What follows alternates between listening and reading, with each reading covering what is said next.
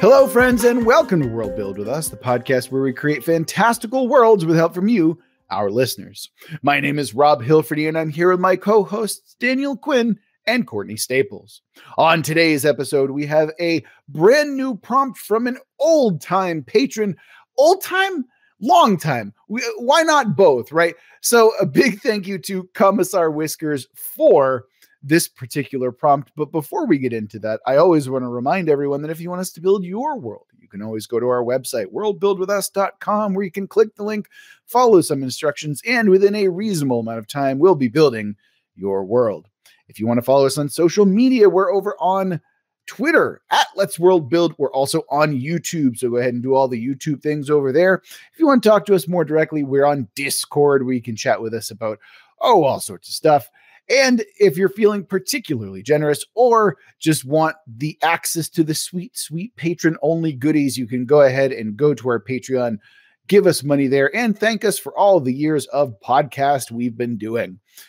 With that out of the way, let's dive right into today's prompt. Again, huge thank you to Commissar Whiskers, one of our oldest patrons for sure. And the prompt this time is, this is more of a magic system that implies a world. The written word is manifest. So long as it is a written system that conveys ideas, it will manifest those ideas whether the writer wants it to or not. Tenet number 1. The writing system must be a known language. You can't just make scribbles and claim it means something. Tenet number 2. Audio has no power, so voice messages don't manifest anything. It has to be written. Assuming technology has audio recording, that is. Tenet number 3. The power of writing has been known since the beginning of history. And for that, I am interpreting that as the power of like magical writing rather than like, yo, check out this language shit. So that's kind of my interpretation, but maybe we'll get into that. So with those in the bag, let's go ahead and get us started. Oh, let's see who I want to pick on this time. Courtney, get us started. What is your first tenet that we're dealing with here? Yeah, my first one actually addresses that tenet within the prompt about audio recordings. They do definitely exist no matter what era we're placing this in, because someone at some point figured out how to magic them into existence using writing. Interesting. So we've got magical audio recordings based on written magic, basically. Yes. Mm-hmm. Oh, cool. Okay. Mm-hmm. So can you give me like a visual? Like, what do they do? I feel like the first methods were probably pretty primitive. Like they could have, I don't know, scrawled some magic on a rock about like capturing their next 5 sentences in this rock, and then like they threw it across a field and somebody was able to listen to it, kind of like a game of telephone or like that sort of thing. But I think over time it would have gotten more elaborate with like full-on systems built out of magic. They basically over time manifested this mechanism. But now, just to be clear, the listening to the audio itself doesn't have any power. It's just that they record it. It's just a way to convey messages, maybe stuff that people want to get across without it like becoming reality. I Since see. Writing does whatever it says it does. So maybe if somebody wants to, I don't know, instruct somebody about a certain bit of magic without actually making it happen, they record it this way and hand it along. It's interesting. It's a safety mechanism. Yeah. That's kind of an interesting conceit as well. So I'm just like imagining, trying to picture this in my head, and I'm imagining that they're taking like wax discs and like smushing them really fine and then imprinting them with like words all around it. And you're basically just creating vinyl at that point. Yeah. Right. Or like some kind of a vinyl pressing or something like that. But the need for it is interesting because it's like, hey, this is instructional. We're here to teach you how to do magic, but also we don't want to manifest the magic. So it's audio format only, you know? Mm-hmm. Yeah. Because I don't know, I would imagine that certain things could have been very dangerous prior to this, like learning magic and how to control it. And you've got like, I don't know, a bunch of 10-year-olds sticking around with writing down their magic and having all this horrible stuff happen. Like now I could see maybe the schools have sort of age minimums on when you're actually allowed to do stuff. And this isn't one of my tenets, but it could be something where like you aren't actually taught how to write until a certain age once you become more mature, because otherwise you're apt to do some pretty dumb shit. Yeah. Yeah. For sure. Like, I'm definitely thinking about all, but I think what that implies is like a purely oral system of like teaching, which is really interesting to me. Or at least, like, if you're going to be writing, then it has to be like these kind of the audio recordings that you're kind of talking about here. And I'm also thinking, like, are these audio recordings, are they one shot? Like, you use them one time and they stop working because that's the way magic manifests? Or is it something that you're considering you can do over and over again? I guess it would depend on like what the person wrote to create the audio magic. Like, if it is just like as soon as this plays once, remove the voice from it kind of thing, or it could be like this will replay until the end of time, depending on how they want it to go. Interesting. This has such big implications on the world, and I'm really fascinated to see how this kind of blossoms, I suppose. So, Daniel, why don't you continue to bloom us by giving us your first tenet? Mine is very simple, and that is most people are illiterate. Oh, well, there we go. Yeah. So, I mean, I think that does make sense considering how dangerous the written word is, and also like the dependence on these kind of audio devices. That totally tracks. I think there's a couple of takeaways that are possible, or a number of takeaways. One could imply the technological development of the setting. And if this is a relatively primitive setting, then that may track. It could also imply, or alternatively imply, that, like Courtney was saying, there may be some sort of oppression or suppression to learning, or perhaps consolidation of power around it. So, deliberately people are not taught how to read or write. But either way, my point of my tenet is that the vast majority of people are illiterate. Which interestingly, there's a book, there's the book about Star Wars. It's not just about Star Wars, but a bunch of different sci-fi things. I think the title of it, I may be wrong, is Luke Skywalker is Illiterate. And one of the essays in it is about how in Star Wars, it's likely that most people are just illiterate. That's why they use consoles and stuff. They actually can't read. Which is kind of interesting. But that is interesting. I'll look it up in the meantime. I mean, now that you mention it, right? Like, there's not too much difference between, save me, Obi-Wan, you're our only hope, and, like the kind of magic that we're talking about here. The only thing that's different is like a visual component to go along with it, Which you could even make too. Yeah. Easily. Yeah. So that's a really interesting point. And that you're going to have to find that book. Yeah. Luke Skywalker can't read, and other geeky truths. Okay. Right. Nice. Gotcha. All right. Well, that's dope. Simple, straight and to the point. I'm going to slightly complicate things, I think, because my first tenet involves the writing itself.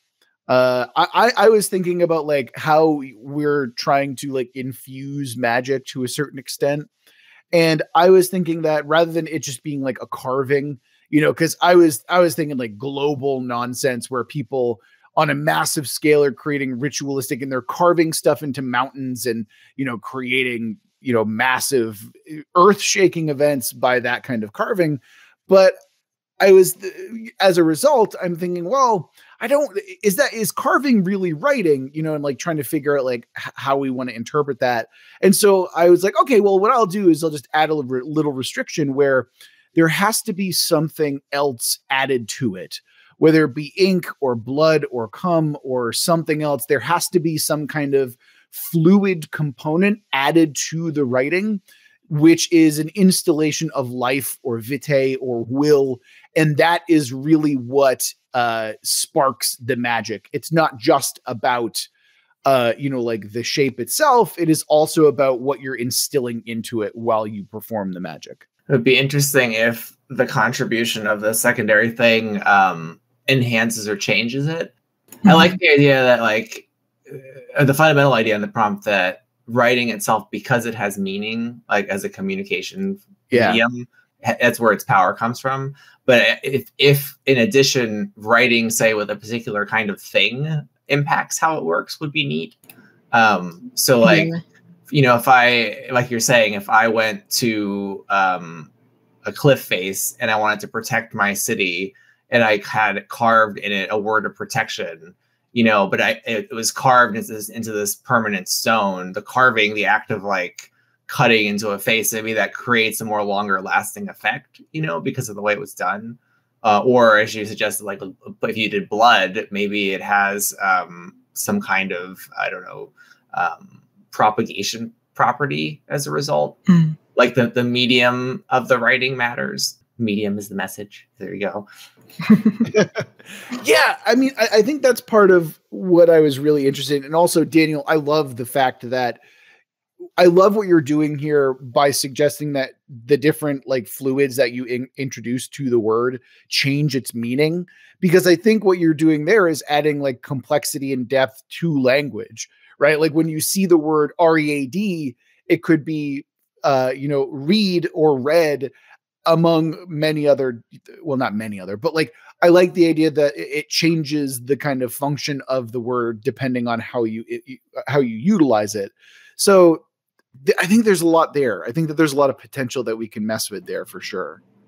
Yeah, that was actually one of the tenets that I was considering going with, but didn't end up doing it. But yeah, I had this idea that like whatever you used to write affected the outcome of the spell. Like if you use your own blood or somebody else's blood, obviously I went to blood, versus like ink versus I don't know, a tree sap or some other fluid. Like there's a lot that you can do with stuff or anywhere, or even Daniel, in your case of like the cliffside carving, like what if you made an ink out of salt water that from like the ocean below and use that to infuse further protection in that carving, that sort of thing. But then does that mean that you can write without those liquid add-ons and it won't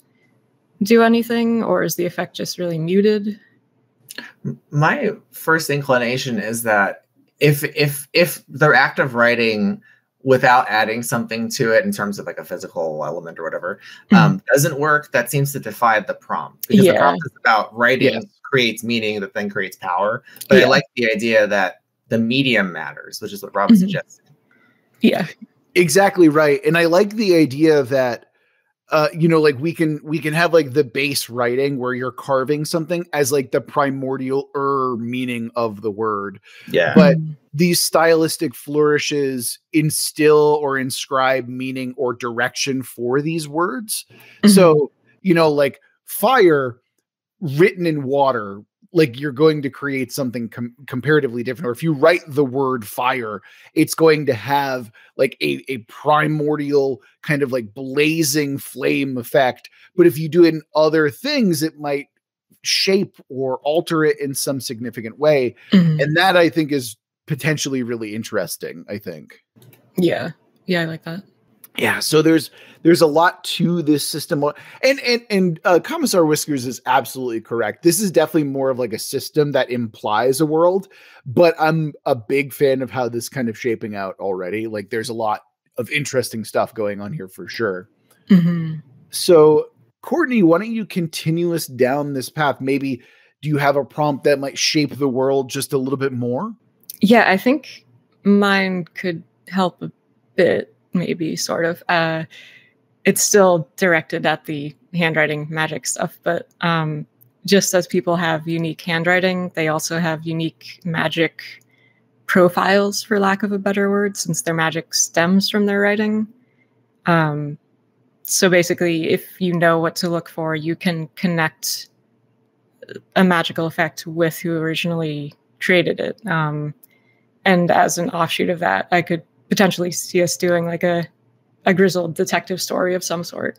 Oh, you mean one where like the murderer has literal handiwork or like literal signatures that mark who it is or something like that?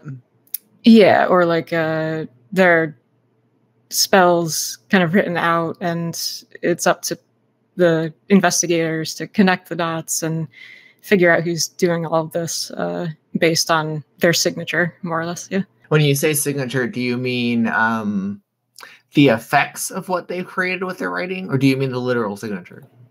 I mainly mean the effects of it. Like Effects, right, yeah. There's something unique, I guess, in a similar way as like Rob, you established that different media affects the spell's outcome. Mm-hmm. Like, so too does somebody's unique character or unique way of writing impact what they're doing as well.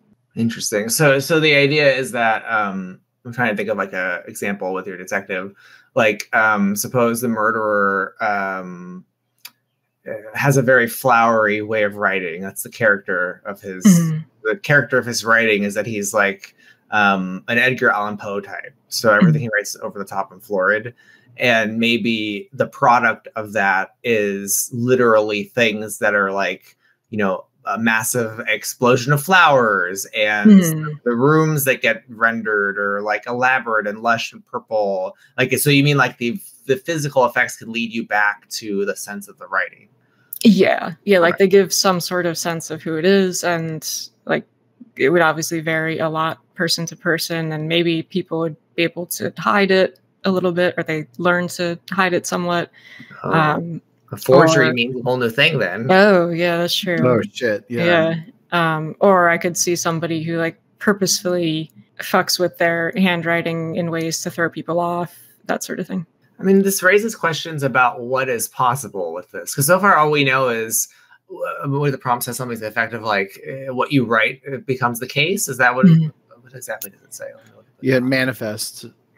So it's like, is this I mean, just a question for all of us. Like, is it, so if I write like, there is a door before me, you know, does a door appear? Is that kind of, is this like a conjuration sort of magic? Like I wonder what the actual literal process is here. Yeah, I was thinking about this as well, Daniel. You bring up a very similar point to what I wanted to talk about, which is, you know, you brought up the element of prose. And when you bring up the element of prose or like flowery language, right, you're suggesting that, you know, that individual words might require context or might activate differently depending on where they fall within the context of a sentence. But if each individual word has inscribed to it with meaning, right, like how does that affect the rest of the incantation or spell or magic? You know, if you say a fiery person or a fiery temper, but the interpretation is elemental fire, right? Or it's like you have a sentence that implies something, right? Like, why wouldn't the magic activate upon the first word of that sentence? Like, these are questions that I'm also thinking about as in terms of manifestation. I mean, it's a good question about interpretation, right? So like, I think if you're writing something, you know, based on what the prompt is suggesting, if rereading it aloud has no power, right? It's not the what do you call it? The incantation. It's the writing. Right. So if I'm writing something and I'm our Edgar Allan Poe murderer that Courtney's created, and I write with a very verbose, flowery style, it seems then that the writer imparts intention into the text that then gets activated. So It's like, if I were writing, you know, I want my lover to be inflamed with jealousy, right? Like, it's based on what I mean by that. Right. So that would suggest then that the words themselves don't have a fixed inherent meaning, that it has something to do with the act of writing and the writer and the intention they're imbuing in these words. Because when we think of regular writing, if I pick up a text that's been written, I have no idea what the writer intended. I have to interpret the text, right? Whereas in this magical setting, it seems that the actual intention and writing of the writer becomes manifest at the moment of the writing. If I read it later, that doesn't seem to have any effect. I might interpret it differently, but that's not what it did. It didn't reify anything.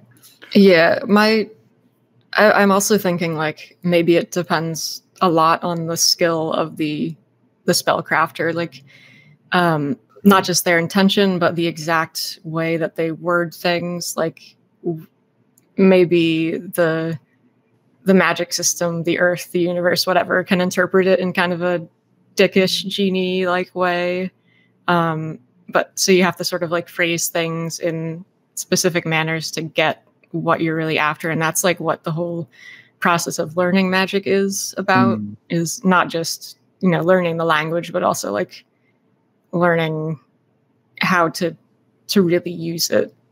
This leans into my second tenet then. Oh, well, I had something else, but go ahead, Daniel. You got the second tenet loaded up. Let's do it. Sure. Oh, you're talking about the way things are written. Like, as someone who, as a minor in my study was poetry, in this, my prompt is that formal structures. So, you know, whether it's in a written in form, like, you know, a villanelle, a sonnet, whatever, and things like meter and rhyme and stress, all of that matters and affects the import of the power. So, you know, if I were to write, there is a door before me, that's one thing that's pretty literal. There's not much to do with that, right? But if I were to write, you know, a stanza in a particular, you know, rhyming pattern with particular meter, then it has more powerful effect, or more, it has more real effect than something that's more literal. So are you suggesting here that commas are like magic incantations then? You know, instead of like, let's eat, comma, grandma, you could do let's eat grandma. And like therein lies like two different magical spells that we're creating. I mean, yeah, grammar matters, but then on top of that, I think because it's about intent too. Like, so like grammar matters, but also the form that you put the text in. You know, like if I write something that's I don't know, like trying to think of a good form. Like, let's say I write something that's not following a form, so it's free verse versus say a sonnet and pentameter, right? Like, they're those two cadences will have different effects, even if they're the same words. Interesting. So now we're adding an almost musical quality to it as well, you know, or like that, which is really cool. Damn, yeah, that's really interesting. Which also speaks to Courtney's point about skill. Like, that means that if you're unskilled, you're going to write more literally. And if you're skilled, you have more forms to use. And then that gives you more power. Yeah. This brings me back to my point, which is, you know, if we're talking about like language or like the written word as like a semiotic symbol, like as a symbol, right? As a thing. What I think a kind of universal magic system or universal language implies is exactly that there is one language that this world will speak. And it comes down to interpretations of these things or of this kind of magic, because I imagine that magic will rule everything in this particular setting. And so the way that the written word works will very much dictate how language functions. So I imagine that people will eventually be like, well, there's only this, like, meaning is literally transcribed into words. And so I am like, although, okay, now I'm getting away from myself. Does this suggest that there is one language? I suppose is really what I'm getting at here. I don't think it changes anything about regular language when I think about it, because if someone were to pick up a page that someone wrote, let's go with the door example, right?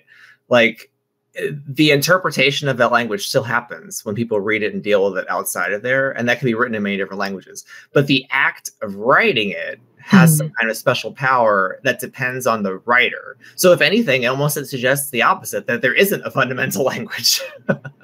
Yeah, I think no matter what you write, as long as it is an actual language and not just something you're making up off the top of your head, it will work. Okay, so this is really interesting to me then, because what this suggests is not, like I was kind of thinking about the suggestion there are words or like primal words, but they are manifestations of collective of cultural unconsciousness here. Like, they cannot exist without like humans or without like humanity to instill them with meaning. It's like very postmodern. Like, it literally is the case in this case that these words don't have meaning except in relation to other things. So like the relationship from the writer to the page, or their experiences of the page. Like, it's not like you know, a pre-postmodern thinking that there are certain fixed symbols in the universe, right, that transcend everything. In fact, this is suggesting there are no such symbols, that everything that we write down depends on the writer, because there's no, and it's also in a more metaphorical sense suggesting that there is power interpretation, but when it's handed off to someone else, like that power is lost. Right, because when someone else interprets it and reads it and writes it, nothing happens other than they're understanding the words. Yeah. This really reminds me of like how different languages that we have words that have no literal translation. Like there's this idea of Schadenfreude, which is like getting pleasure out of watching someone else's pain, right? And then there's like other words that exist in languages that aren't English that have no like real translation because the nuance is kind of lost. So in Norwegian, I believe that there's a word that means like the feeling of sadness when you lose a friend, right? And it's a specific word that is very specific to context. And I think that those expressions, like those very nuanced understandings of these words is a really fascinating expression of language and magic in this particular sense.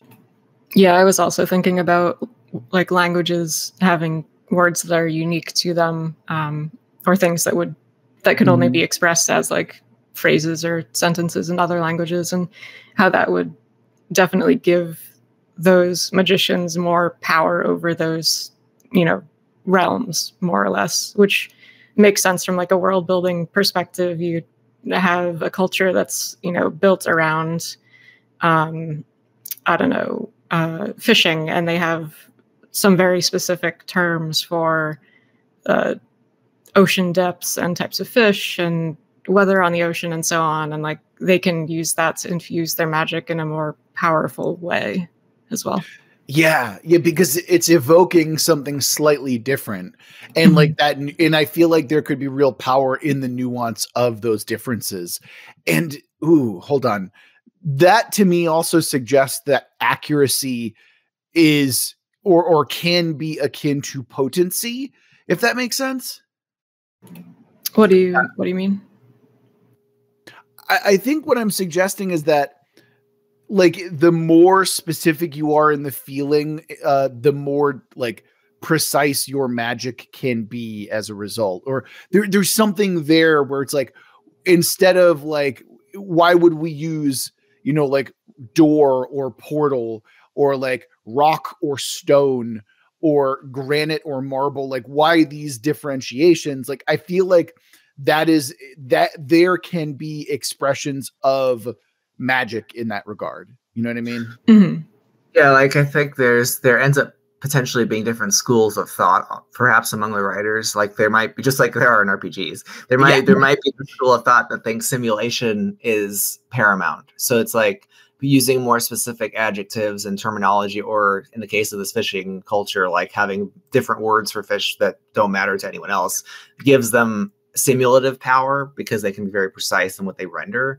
But I can also see another school of thought that's maybe more like postmodern, right? Post-structuralist. That's like, hey, if we can capture the sense of the thing, or maybe the feeling behind the thing, or the meaning of the thing metaphorically, that might be more precise in that sense. Like maybe I want to convey a sense of exploration, and so I use a lot of language that's simile and metaphor, as opposed to literally describing a landscape I want to visit, and I achieve the visitation through the metaphor, right, more accurately than the simulation. But I can see the two groups arguing that point, right? Yeah. If I'm Tolkien and I spend 50 pages describing a hill, I might achieve the hill, but then I can also be, a far more flowery and insubstantial poet, right, that describes the hill based on the emotions of spring and still achieve it. So I can see those two groups being at loggerheads.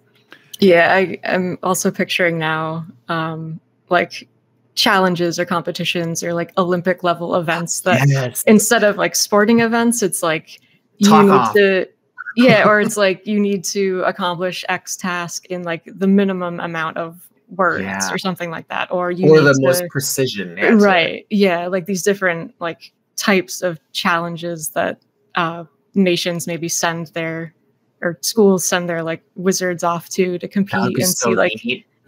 see who has like the most skilled magicians in these various ways of casting spells. That's cool. It could be like, you know, it's, what is it in the Sorcerer's Apprentice? Is it the Sorcerer's Apprentice when the old wizard fights? Is it Mickey? No, I'm thinking of King Arthur, the King Arthur cartoon, Disney one, when Merlin fights that witch, and they're transforming back and forth into different things. But I could see it being like a battle of descriptions to achieve.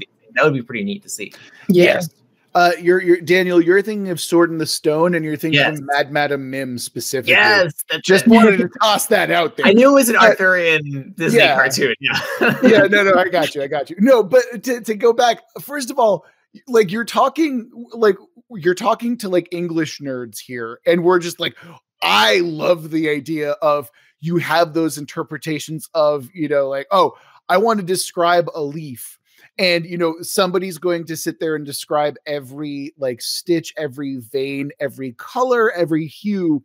And then someone else is going to sit there and tell you the emotion that it elicits, you know, like what does the sunset look like compared to what does the sunset feel like? Yeah. And those are like equal interpretations or equally valid, like manifestations of magic, which is like so fucking cool to me that I'm like, I'm exploding a little, you know? Yeah. They both are about conveying meaning, right? Yeah. Exactly. I can make you think about a sunset, whether I describe it, you know, in a scientific sense, or if I describe the emotions that make you think about it, I've done it. And that's probably what the battle's about. Oh, yeah. And I completely agree. There's definitely people who are like blood feuding, like, fuck you, your interpretations are bullshit. We need specificity here, you know. And then, you know, obviously gang warfare, vendettas, just blood flowing like ink on the streets. Right, like that's what we're looking for here. No, I'm also thinking of like an Iron Chef style like reality show where they're given like, you need to use like these component words or ideas in your spell. Like go make the most satisfying thing. Oh my, yeah. There's like, today's word is effluvium. Yes. Just like go on like, oh shit, what can we do with effluvium? Oh god. Oh man, yeah, this is really shaping up. Okay, guys, I just realized we haven't even gotten to my second tenet yet. I was thinking that too. Oh, yeah. To be fair, my second tenet is like very loose and open to interpretation, and deliberately. I just wanted it to be so tattoos play a major role within society. Because like, come on, written word on your skin, like I got to imagine that there's some tattoo men out there who are just like covered top to bottom in words, but like I have no idea what that means or what that looks like, or, you know, what does it imply? So yeah, I'm hoping that you guys can help me out with that interpretation just a little bit. Yeah, I hadn't even thought about that, but there are a lot of implications, like you said. Oh boy, yes, there are. Like I could see if, you know, Daniel, you were kind of talking about like reading or literacy is kind of banned among a lot of the population. Like, does that lead to people experimenting with spells on their own skin so that they can hide what they're doing from the powers that be in their town or city or what have you, and like how badly that could go? It's interesting because a tattoo, so a regular tattoo in a real world, you write something on your body and the intent is to convey to others, you know, for whatever reason, this thing you've written, and it's important to you because you've etched it onto your skin. So the power in it is in communicating and viewing this thing. Whereas in this world, it's the act of creating it in the first place. And we've already established that writing in a medium affects it. So writing in the medium of flesh, I imagine, has a particular amount of power. And I could see writing into yourself in order to change yourself. And it could be that, you know, like perhaps if writing is being suppressed, or most people are illiterate and they're etching things into their own skin, that's deeply personal. So maybe the sort of thing you write into yourself are only understandable to you. Maybe writing into yourself physically is the only way to write if you're illiterate. Because maybe you write some symbol that doesn't have any actual linguistic meaning, it violates the prompt to some degree, but it's a special kind of language of the body. And it's the only way that you can do spell crafting without understanding language, because you're putting it in your own body. That could be something we do with it. I do like that, yeah. Yeah, that's like a raw, warped idea of how language functions, where it's like, this has meaning to me and only me. And this kind of goes back to like potency or like precision, like we were talking about before, where maybe like magical potency depends on how many people can interpret it or can understand it.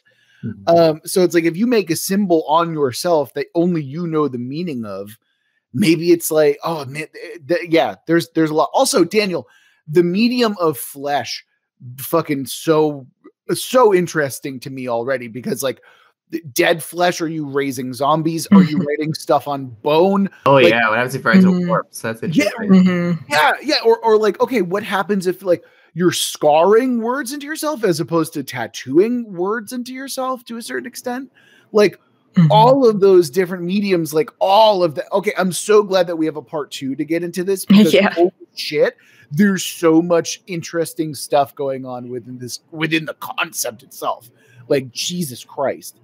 With Danny, you said that like doing a symbol that you kind of come up with would violate the prompt itself, and I think we can kind of get around that by like known images being used. Like, if I guess it kind of goes into like what defines a language and what defines writing, but like exactly.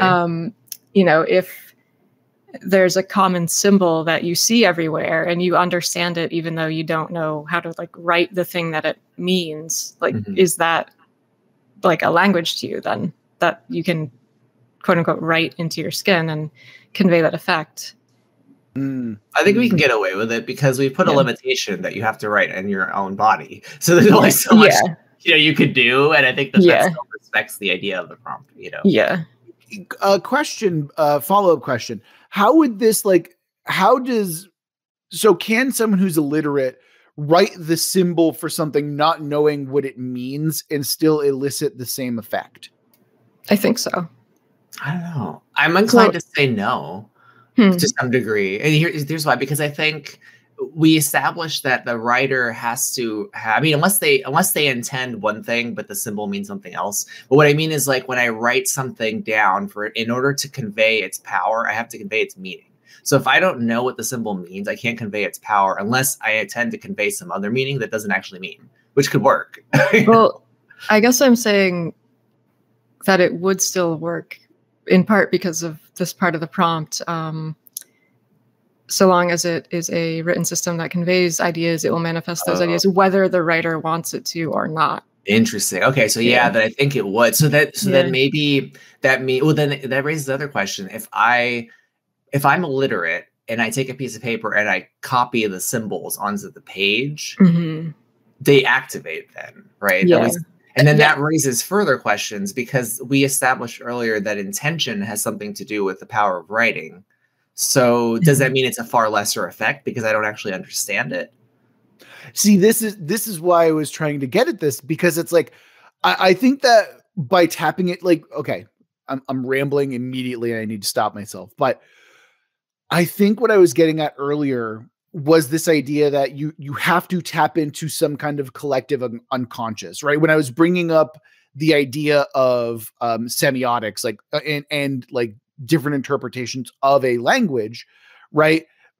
We have to tap into that to some extent, but this, like, whether or not like it matters, like, that suggests that you don't need to understand the intent of the words in order for them to manifest.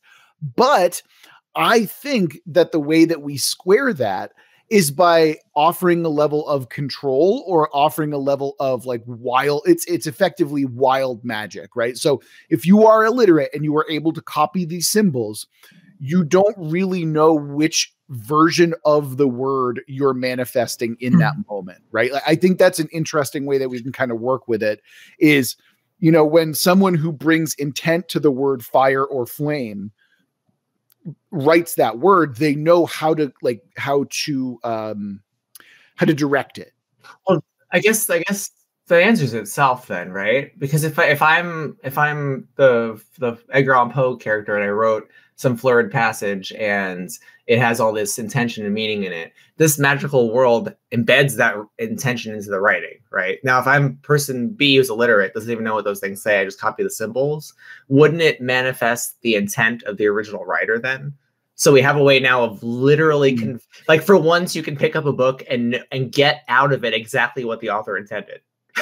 I think it would depend on like how exact you are in your copying, right? Because like it could be like the way that the original writer like flicked their wrist when they added the swoosh, or like you know, these very specific things that like you would have to have a lot of skill to copy. Yeah, or you might get like a version where you cross your T differently in a more aggressive manner, therefore like the meaning of the word kind of changes or something, but you don't realize it because you don't actually know what it means. Yeah. So now we've recreated the problem of interpretation in this world. Yeah, because okay, where does death of the author come in, and where does context? See, this is again, Daniel. I'm thinking of like Terry Eagleton in this one, where it's just like the character doesn't exist outside of the page. Exactly. And so in this kind of interpretation, it kind of does. Like that's the crazy thing. Because Courtney's wrinkle there, it makes it exactly what we're dealing with in real life, and that you can never perfectly replicate it, right? If you're not the actual author, so then the illiterate person is going to get some facsimile of the original. You know, that may not be the full intent because they're not the author. You know? Oh my God. You know what this is? You know what this is literally made manifest? This is Rorschach is a good guy who I like. That is literally what this is. Oh gosh. This is the death of the author to the extreme when it comes to illiterate like magic reading and stuff like that, where you so deeply like are unable to understand what you're reading or interpreting that it's just like, yeah, so I guess Rorschach's the best version of like, I agree with Rorschach and he's the good guy. Like that's what's happening here. Well, yeah, he's the hero of the story, right? Yeah. Oh, yeah. Or it's like, yeah. Okay. Similarly, if the Rorschach thing doesn't hit, it's Patrick Bateman is good actually, and I look up to him and want to be like Patrick Bateman. Like that's similarly what we're looking at here. You know what I mean? Like just gross misinterpretations of text, and there's a lot of implications there, and I don't want to get into that anymore. But that's it for tenets. Do we want to circle back and do we have, I mean, we have a million questions, so I can't say this. Do we have any burning questions that we need to answer now before we go back into a recap of the tenets thus far? Not for me. Like I have a lot of ideas about the world, but I also want to see where the twist takes us. Mm-hmm. Yeah. I don't think we know really anything about the world. So we're just trying to work out the system. Yeah. Yeah. Also, like I even brought up the tattoo thing that didn't even get, like we didn't even touch on that, did we? Shit. Well, we found that it was the way of writing. Well, we teased out a number of things, that it's a way of writing with partially your own intent with being illiterate. Like, so like if I copy something, I'm just getting whatever intent was transcribed, and it may be mutilated because I'm not copying it perfectly.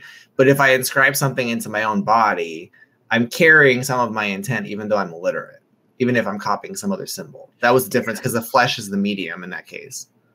Yeah, and it lets like people without that knowledge imbue themselves with something. Mm-hmm. Yeah. Fuck, man. There's a lot to this. There's so much to this, but okay, let's go ahead. Yeah, this is really cool. Okay. Courtney, you started us off. Remind us, what was your first tenet? That was that audio recordings definitely exist, no matter what the kind of technology level of this world is, because someone at some point in the past figured out how to use writing magic to bring them into existence. And I feel like we definitely talked about that a lot initially, and I think it has a lot of implications for next time. It's like the main way people communicate because they can't send missives to each other without creating things. Right. Yeah. Right. I think that you're right, Courtney. I think that that is something that will manifest in different ways once we kind of tease out the rest of this world a little bit. So yeah, definitely with you on that one. Daniel, your first tenet, what was it? Most people are illiterate. And I feel like that's a massive part of the world so far. I feel like I'm pretty satisfied with that too. How about you? Yep. My first tenet was there has to be some kind of like the medium in which you write really matters. So you have to have some kind of thing that will imbue meaning to a certain extent. So like ink or blood or bone or cum or whatever, there has to be an additional component to it in order for you to get different expressions of magic through that. And I'm very happy with how we've kind of talked about that. Again, I think this is definitely something that is going to expand once we kind of dig into the world a little bit more. But yeah, I'm very happy with what we have so far. All right. So Courtney, your second tenet, cruising right along. What do you got for us? Mine was about people having unique magic signatures, as in like a giveaway based on how they write that affects their spells, that kind of like somebody's unique handwriting where you can change it over time or mask it to an extent. But if you're really good at figuring out clues and details, you can pinpoint who did what. So I have a question about that, Courtney. So we were talking a little bit about prose and like diction once we get it, spoilers, once we get into Daniel's stuff. So does that imply that you can like by having a specific writing style, that is also something that is like that affects the magic that we're dealing with here? Yeah, I think it would. And I think the majority of people would probably default to certain styles. But as you learn more and get more skilled, and if you want to like hide who you are, you might try to mask that by using different styles or different ways of handwriting or what have you. So a lot of possibility there, I think. Right. I'm just thinking about like, you know, the way that Toni Morrison writes, like, I feel like I can pick out a Toni Morrison line or a Toni Morrison passage, you know, compared to like some, you know, less talented, more generic writer.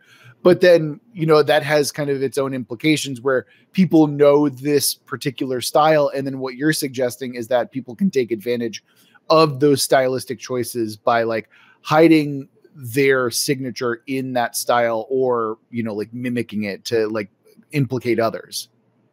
Yeah, I would say so. Like, I mean, everybody who writes ends up with like a certain way of writing. So that can be part of what's picked out in addition to like the nature of their actual writing. We need more words for writing in this. When you use the right words rather than the mouth words, you use the scribbles rather than the nouns and the zoobzabs. Yeah, exactly. Okay, yes. Yeah. Yeah, right. And Daniel, I believe that you flowed right into your second tenet, and I kind of alluded to it earlier. So what do you got for your second tenet? This is that forms such as poetic forms or verse and meter and so forth matter in how you write and can change the impact of the writing. Phenomenal. And yeah, I was also thinking about like Arabic poetry as well, which is more like a traditional style of like literature that anyway. Yeah, no, I'm with you on that one, Daniel. I think that's a really interesting way that we can kind of go with it. And I feel like we've teased that out quite a bit as well. Do you feel happy about that? Yeah, I think if you were to make factions and things, you could certainly use that in some way. Mm-hmm. And my second tenet was very simple. It was people who have tattoos exist and play a big part in the world itself. And I feel like we can definitely tease that out a little bit more in our next episode once we roll for the twist. And speaking of, let's go ahead and roll for that twist right now. So our twist for next time will be And our twist this time is, and now add in some robots. Oh, nice. Yeah. That works. Yeah. I think so too. I think it's going to be really interesting to see how that kind of happens. But, you know, you guys will figure that out next time on World Build with us. So remember, huge thank you to our longtime patron, Commissar Whiskers. Great prompt, really interesting. Glad to see it kind of manifest. And remember that if you want to build your world, you can always go to our website, worldbuildwithus.com, where you can click the link, follow some instructions, and within a reasonable amount of time, we'll be building your world. If you want to follow us on social media, you might be listening to us on YouTube right now. And if you are and you're not subscribed, please do so. If you want to follow us on other social media, go to Twitter at Let's World Build, or you can come and talk to us more directly on our Discord, with a link for that in the description. And of course, if you're feeling particularly generous, or you want 2 episodes for your prompts instead of 1 among many other patron-only goodies, you can go ahead and give us money over on Patreon. Or, I mean, like, let's say that you've been listening to the podcast for nearly 5 years now, because we're coming up on 5 years pretty quick. And just want to say, hey, thanks for the podcast. Give us a little tip. You can do that in the form of our Patreon. We are always appreciative of everyone who is on there. And hey, while you're there, binge all of the patron-only content. You know, that's what it's there for. So with that out the way, this is going to do it. That's going to do it for this episode of World Build with Us. Remember that we love you very much. We're going to get through this together. Until next week.